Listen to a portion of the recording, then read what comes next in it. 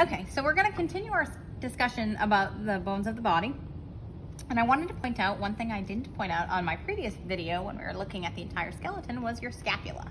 Your scapula is this bone right here, and you'll see it articulates with the humerus. It's typically found right here. It almost looks like angel wings on your backside. But we're looking at the appendicular, some of our appendicular skeleton right now, and thought it would be good to show you just how it articulates. So again, this is the scapula, this is the humerus. Again, we have two bones of our forearm, the pinky side being the ulna side and the thumb side being the radius. And then I wanted to point out what we call our metacarpals. Some of you may have heard of carpal tunnel syndrome, that meaning your wrist. So you've got your metacarpals right here, which are the bones of your hand, followed by your phalanges. Those are your digits, the fingers. So again, scapula, humerus, radius, ulna. Now we're going to take a look at our legs.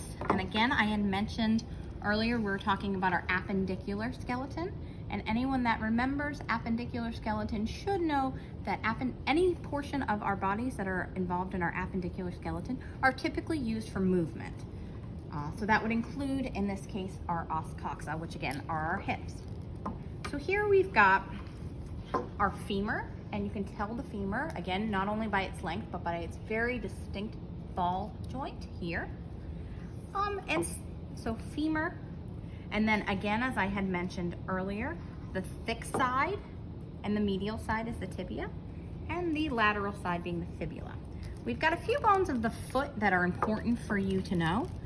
We've got our talus, which is the top. I like to remember talus starts with T, as does top. Followed by our calcaneus, and that is our heel bone that makes up the heel.